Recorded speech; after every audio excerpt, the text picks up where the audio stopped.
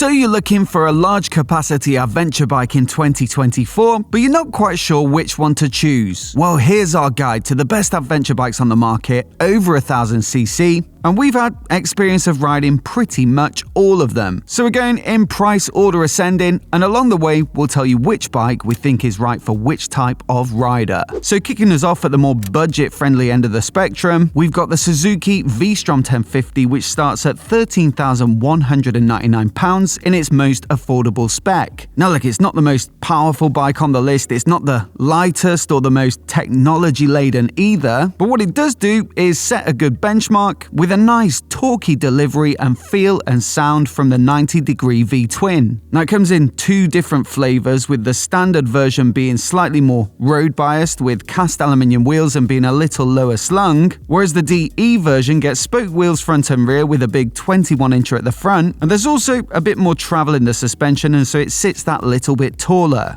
Each of them is also available in a Tour edition, which gets you stuff like the 3-piece hard luggage. Now personally, I tried out the DE without the Tour pack and luggage on board, and yes, while I did like the engine, and I actually found it fairly quick in the real world, I also found it a little bit on the tall side, and it's about 10 kilograms heavier than the standard version, so that made it a bit of a handful at lower speeds. Still, perhaps one to look at if you're a big fan of a proper V-twin, especially if you're on a budget. Although I should add, at this sort of price point, you might also want to consider one of the middleweight bikes like the Triumph Tiger 900 or the KTM 890 Adventure, because for similar money, you get in similar power, comparable features, and also typically in a slightly lighter package. But another bike you almost certainly have to consider at this sort of price point as well is the base Honda Africa Twin 1100. It comes in at the exact same £13,199, and while it is a little bit down on power, it's also about 10 kilograms lighter, and it biases much more towards off-road riding. In fact, I've tried both the manual version of this bike and the automatic DCT off-road at their adventure centre in the UK, and I'd definitely say that it's right up there with the best adventure bikes over 1000cc off tarmac. It feels extremely capable, it's easy and intuitive to ride, and also possibly the least intimidating in terms of stature out of the bikes on this list. New for 2024 though, they've also made a few tweaks to this base model, like the tubeless spoke wheels to make puncture repairs a little bit easier, and also they've made the semi-active electronic suspension available to it, which was previously only offered for the more expensive and road and touring biased adventure sports. So while it is definitely the bike of the two that's more off-road focused, I think those little tweaks should also make it a better all-rounder in the new model year. If, however, you are majority riding on the road but you still fancy an Africa Twin, then definitely do check out that Adventure Sports version, as you'll get a slightly lower stance, a 19-inch wheel now for better road handling, more fuel capacity with a larger tank, and also that's partly responsible for more wind protection, leading to improved comfort over distance. Now admittedly, it is a big jump up in price to £17,599, not helped by the fact that in the UK at least it's now only available with electronic suspension and their DCT box, but in my experience it's a very capable adventure tourer with plenty of real-world grunt, and so I wouldn't rule it out based upon the relatively modest peak power figure. Now moving up about 1,500 quid, we've got a new entrance in this market for 2024, and that's the Motogoods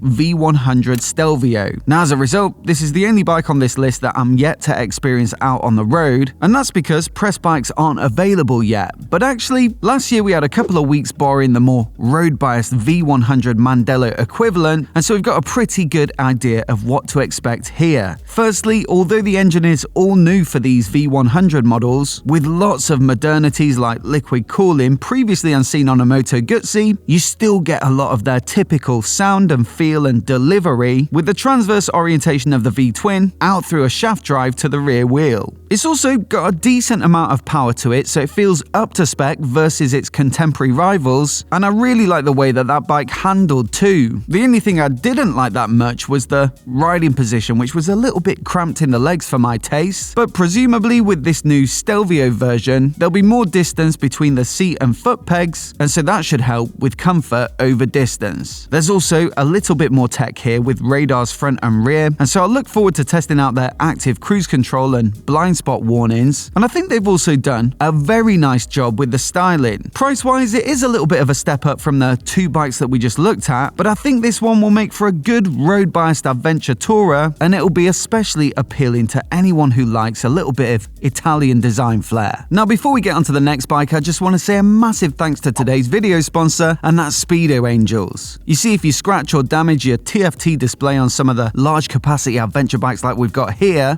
it can cost hundreds, if not thousands, to buy a new one to replace it. Take the 1100 Africa Twin that we just looked at, for example. This one actually kind of blew me away because I often research Speedo prices for this promo segment, but a new dash for the TFT part of the display on that bike is £3,204.86. A Speedo Angels protector, though, will cost you just a few quid, and they make them for most new bikes from all of the major manufacturers, so do check out the link down in the description below to pick up yours, and you'll also find down there a 20% discount code specifically for my viewers. So once again, a massive thanks to Speedo Angels for their support, and with that, back to the bikes. Now next up, starting at £14,995 for the most affordable GT edition, we've got the Triumph Tiger 1200, and this marks a pretty significant step up in performance, making 148 horsepower peak. Now this particular engine is unique in this market in that it's a triple cylinder, but also it gets the same T-plane crank as their Tiger 900, which is quite different from other triples in that two cylinders fire closer together, one further apart, and that gives it some of the sound and feel of a twin-cylinder bike, which they say gives it a sense of torquiness in the lower revs, which is meant to be ideal for off-roading. The trade-off is that it does introduce some vibes though, and these do become noticeable when you're cruising at motorway speeds, but on the flip side, I will admit it does give the bike a nicer sound and snarl at the exhaust, especially when you're accelerating hard.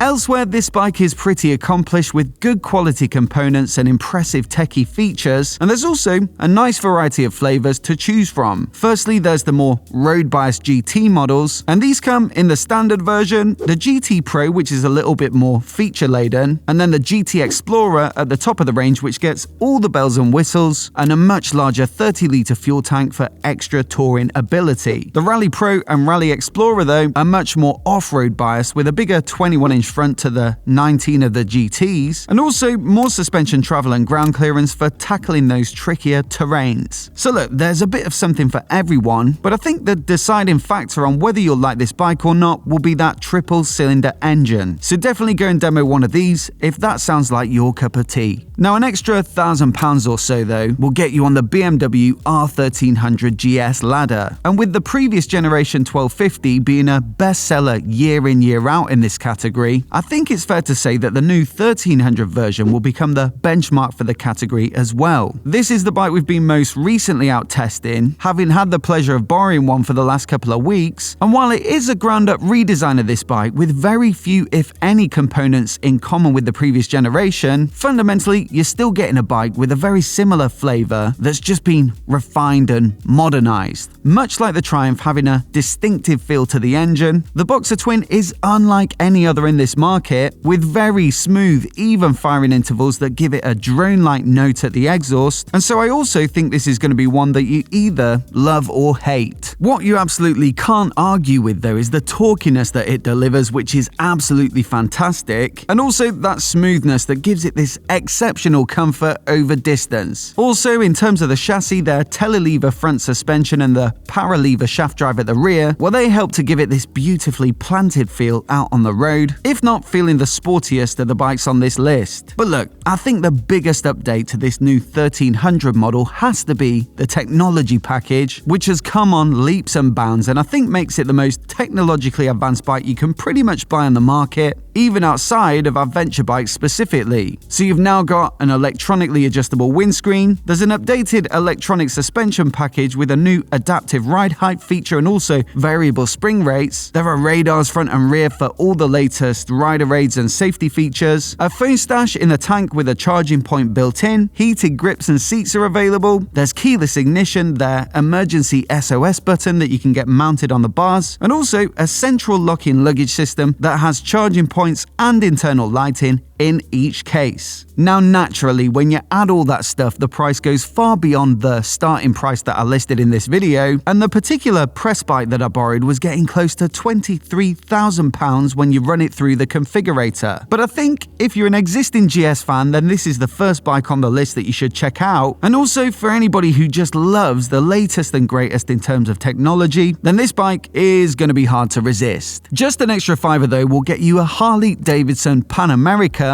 at least in the most affordable spec. And while they haven't had many major updates to this bike since it launched a couple of years back, I still think it's a decent offering, especially considering it's Harley's first stab at this format in recent years. The liquid-cooled V-twin makes a decent 150 horsepower. It's not terrible on weight either, and there's also some decent tech and creature comforts built in. In fact, generally, I actually found this bike to be very comfortable with a nice soft saddle, decent wind protection, and it wasn't too bad on fuel either, so it's not a bad adventure tourer. This is also another bike I was lucky enough to ride at their off-road centre in Wales, although you will have to pay a little bit extra for the spoke wheels you'll see here by upgrading to the Pan America Special. Still, it did really impress me actually off-road, and while it might not be the most aggressively off-road focused bike on the list, and I don't think it's particularly good on ground clearance, if you're just going to throw in a little bit of light gravel riding into your tours, then it can certainly eat that sort of stuff up. The looks on this one are probably the most divisive on the list, so that might put some people off, but if you like that sort of blocky aesthetic, and especially if you're a big fan of the Harley brand, then you might still want to stick this one on your shortlist. Now things are getting a little bit spendy now with the Ducati Multistrada V4, which starts at £16,995. That really is the starting point though, because this bike is available in a whole different bunch of specs, which also have a whole different bunch of price points. You see there's an S version at just over 20 grand, which gets you better suspension and brakes as well as more technology, or the Grand Tour Edition at 23,595, which has all the extra features you want for longer trips, as well as the hard luggage thrown in. The V4 Rally, for similar money, is the most off-road focus with the spoke wheels and slightly taller stance, and it also gets a 30-litre fuel tank for those more remote trips, as well as more space for a passenger and luggage with a longer subframe. Track fiends might want to look at the Multistrada V4 Pikes Peak, and at £26,595, this one gets 17-inch forged wheels front and rear for optimal road handling, as well as a single-sided swing arm for a more sporty look, and also